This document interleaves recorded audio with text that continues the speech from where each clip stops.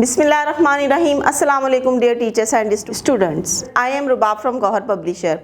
Our motto is redefining the geography of education through digital resources for conceptual learning. आज की इस video में हम गौहर माशीतुल जमात पंजुम बाब नंबर 5 जोग्राफिया के बारे में पढ़ेंगे। बाब नंबर 5 जोग्राफिया सफ़ा नंबर 59। जोग्राफिया का इल्म सतह ज़मीन पर रहने वाले इंसानों और उनके माहौल के बारे में मालूमात फराहम करता है। जब हम सतह ज़मीन पर पाए जाने वाले ज़मीनी खदोखाल मसलन बर्रे आज़मों, समंदरों, पहाड़ों और मैदानों वगैरह के बारे में बात करना चाहें तो हमें ज़मीन के मॉडल यानी ग्लोब और सतह ज़मीन के मुख्तलिफ हिस्सों के बारे में मालूमात रखने वाले नक्शों की ज़रूरत पड़ती है। जोग्राफिया के हर तालिब इल्म के लिए मुकम्मल दुनिया, मुल्क, तहसील, ज़िला या शहर का सफ़र करना मुश्किल होता है, लिहाजा हम कमरा जमात या घर में बहुत सी चीज़ें जोग्राफिया के मुताला के लिए इस्तेमाल कर सकते हैं। इनमें से दो चीज़ें ग्लोब और नक्शे बहुत अहम हैं।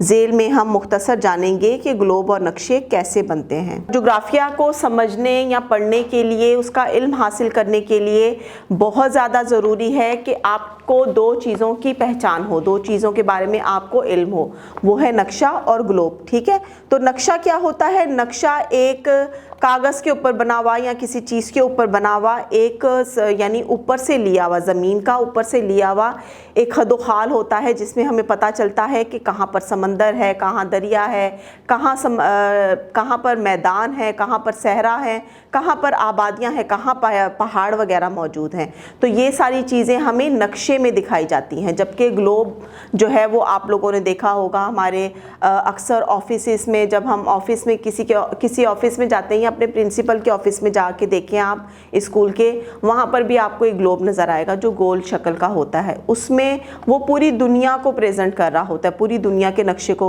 बता रहा होता है कि दुनिया किस तरह से गोल घूम रही है और किस साइड पर क्या मौजूद है। तो एक तालिब इल्म को जब वो जोग्राफिया के बारे में यानी एक शहर से दूसरे शहर जब उसे जाना पड़ता है तो उसके पास नक्शा बहुत ज़रूरी है। नक्शे के बगैर वो कहीं पर ट्रैवल नहीं कर सकता, उसे समझ ही नहीं आएगी कि किस शहर के बाद कौन सा शहर है या वो कहाँ पर है।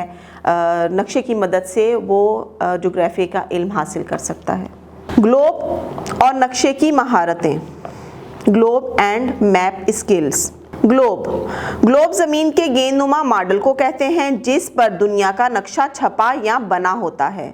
ग्लोब दरअसल लैतिन लफ्ज़ ग्लोब से निकला है जिसका मतलब है दायरा, सर्कल या गोल शक्ल, राउंड शेप। इसीलिए ज़मीन के गेंदनुमा मॉडल को ग्लोब कहा जाता है।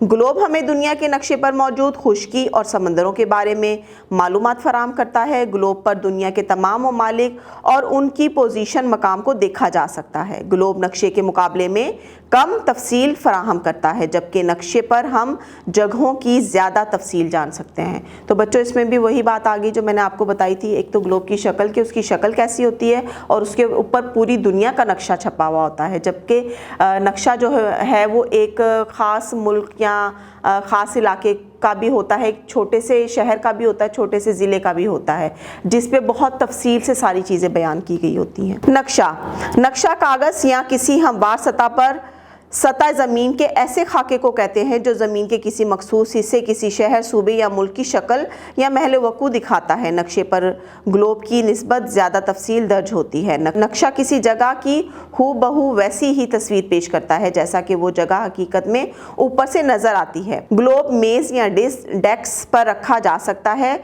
जबकि नक्शा मेज़ पर फैलाया और दीवार पर लटकाया जा सकता है। तो बच्चों, आपको फ़र्क पता चला नक्शे और ग्लोब का। यहाँ पर देखिए, नक्शा पाकिस्तान का सियासी नक्शा पेश किया जा रहा है। सियासी नक्शा क्या है कि हमारे पाकिस्तान के जो आसपास के पड़ोस के ममालिक हैं उनका नक्शा है और ये सियासी नक्शा कहलाता है। तो बच्चों, मैं उम्मीद करती हूँ आपको ये वीडियो लेक्चर समझ आया होगा और पसंद आया होगा और आपको नक्शे और ग्लोब का फ़र्क अच्छे से समझ में आ गया होगा। तो मिलते हैं नेक्स्ट वीडियो में, तब तक के लिए अल्लाह हाफिज़।